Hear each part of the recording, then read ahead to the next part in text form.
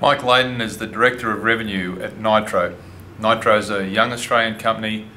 They've been doing very, very well in the United States and Silicon Valley. And Mike's actually in charge of the sales effort, obviously the pivotal part of any startup company. So we had a chance to talk to Mike at Nitro about how he manages his team and some of the things he gets them to focus on in trying to achieve those very demanding sales numbers that he gets put in front of him every quarter. So Mike, just to start with, talk to us about the challenge of actually just making those numbers every quarter. It is a challenge, and it's sort of delivering it repeatedly, quarter on quarter. That's also a challenge. So it's not the number itself, but it's that momentum and the energy that's expended to deliver it on a quarterly basis. You know, we're also a high growth company. We have lofty goals, we have ambitious targets, and we deliver on them to a large degree. And the challenge behind doing that is to align our team and align our efforts solely behind the pursuit of the number. No wasted energy when it comes to sort of superfluous tasks or things that aren't, you know, truly directed to generating revenue. Right, and obviously, you know, you get through the quarter, you make the number, hopefully, and then you've got to go start all again. So clearly the motivational levels within the team, you know, are going to be difficult to maintain over long periods of time. They absolutely are. It's the great challenge of sales when you reset month on month, everything goes back to zero. So to get the team's buy-in around sort of what the long-term goals are, but applying them into a shorter time frame is incredibly important. So to maintain that, it's always sort of, you know, going back to what the company's high return targets are over the course of 12 months and saying, see what we're doing this month, see that this activity, this day-to-day tasks, they all flow up to this grand sort of vision of the future. So it's providing that activity in context that sort of it breaks down the burden of delivering numbers monthly, I think. Sure. So obviously behind this, it's not just the motivation. There's a very refined process and system that you've established here to try and drive revenue. Exactly. The way we've sort of first of all we understand how Nitro generates its revenue, and I think that's I know that's a bit of a common sense statement, but we understand exactly what our levers are, and what we've tried to do is build out a lot of process and sort of transparency around those levers. So we've developed our sales organisation in alignment with where sort of where our customers live. Is it new business and customer acquisition? Is it growth and customer sort of development? Is it renewals, so lifetime customer value, ensuring that they're happy for the lifetime that they're a customer of ours.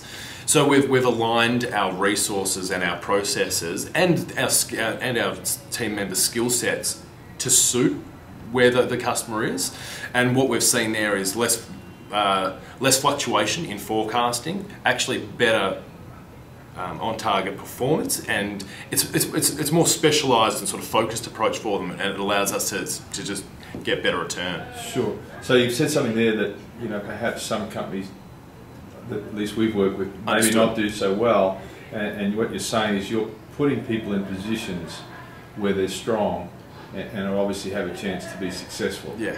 And that's exactly how you position your staff. Yeah, we absolutely have to, and to make sure that it's all well and good that we put people in that we think that they're going to be successful, for example, as a hunter in new business and customer acquisition. But we also metric them very, very closely. We've got great transparency into both activity and, you know, leading and trailing metrics as it relates to each individual salesperson. So not only is it aligning the skill set at the beginning, but it's monitoring them throughout the course of a quarter, a year, and ensuring that they're developing in accordance with their role as well. So that's sort of goes to motivation, because if they're always improving, they're motivated to hit it. If we're always developing, they're more likely to hit their targets, they're more likely to get paid, they're more likely to be motivated. So it's almost transparency breeds that sort of accountability, as you'd say as well there. So you've got about 20 basically within the group. How do you meet? How do you kind of constantly keep them organised, and structured, and focused? And look, we use that's the GAP methodology. We sales folk, we love talking about what we've done. We don't love talking about what we're yet to do, particularly as it relates to the gap between where I am and my actuals and where my target lies. So we certainly reward success when a good deal comes in. We do sporadically, but we do post-mortems on successes. We a bit of a deconstruction. We also talk about losses and what we could have done better. In terms of the actual gap itself, we in those functional groups I mentioned, the new business and the growth guys, we do have meetings, and they're very strict, they're agendaed. What we talk about is the gap. Basically, what activities are going to be conducted by the individual rep during the course of that day and week to essentially bridge the gap between where they are and where they need to be. It also allows us to talk about significant roadblocks that are affecting them to achieve their target, and that's my job. Those guys, they can carry the quota. Give me the roadblocks and I'll try and clear them for you to clear the runway and get you successful.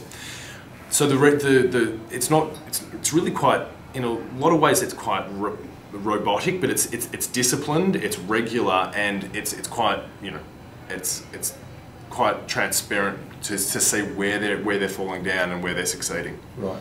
And then, of course, at the end of every quarter, you're running this debrief to try and pull it all apart and put it back together again. Absolutely. It's all well and good to talk about the numbers exclusively, but there's also a great deal of collective knowledge at the front line that you have to tap into, and it gives the guys voice and buy into the overarching sort of process as well. So we do conduct a quarterly team brief in the first week of each quarter. We will focus on a revenue-related topic, but certainly something that needs that we've identified over the course of that quarter to be reviewed. And we talk about what the result was. We talk about the reason for that, and we talk about how can we respond to it, and affect positive change. Okay. And it's been particularly successful. In fact, you don't do something quarter on quarter with a growing team when you've got so much in the air because it's not working. It actually really is. The guys not only have taken it from the team perspective, but now within their tribes themselves, they conduct it themselves and they give me the results. They go and do this. Fine by me. Fantastic. I know you've had some success, but clearly there's challenges. What are the ones that jump out at you right now that they keep cropping up time after time? Most sales guys are going to have to deal with it. You just share some of those with the folks that are listening. Yeah, absolutely. The challenges, I think they're sort of synonymous with sales. You've got those key performers, you've got the laggards, and then you've got sort of your middle band. And it's trying to, if you like, allocate your time to bring everyone up and continually, improve their performance. It's also a question of the challenges are keeping them engaged, keeping them on performance. The Bay Area is actually a very competitive market at the moment. I know they get pinged through LinkedIn and so on all the time. So they have to feel bought in to Nitro, to the team, to the progress and the direction we're going in. They have to be hitting performance so they feel satisfaction and remuneration. The challenge is to deliver that to them in a meaningful way as a manager.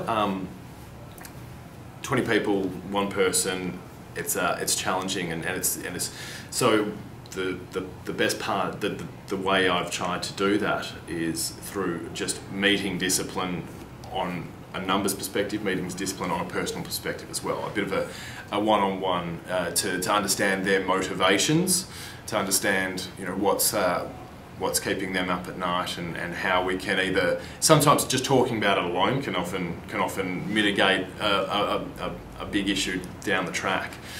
But there's certainly some of the challenges that we're facing at the moment. Sure. So one final question: if someone was starting out in your role, aside from telling them don't, go back and become a doctor, something like that. What would be the advice? You know, the 2 or 3 bits of words of advice you can give them. So just if you do these things, you're going to give yourself the best chance. Yeah, it's having a super clear and measurable goal that you and your team can align toward. It's about, you know, I mentioned before, no wasted energy, and it's true enough. Having a clear goal and having sort of measurable steps to get there is the best way I've seen for my guys. As soon as I start to overcomplicate things and talk about, you know, average order values and all this sort of stuff outside of talking about how simply what the shortest number of steps are to get to our target, you know, we fall off. It's keeping it simple and keeping it measurable. Terrific. Thanks for your time, mate. It's great. Thanks, Brady. Cheers.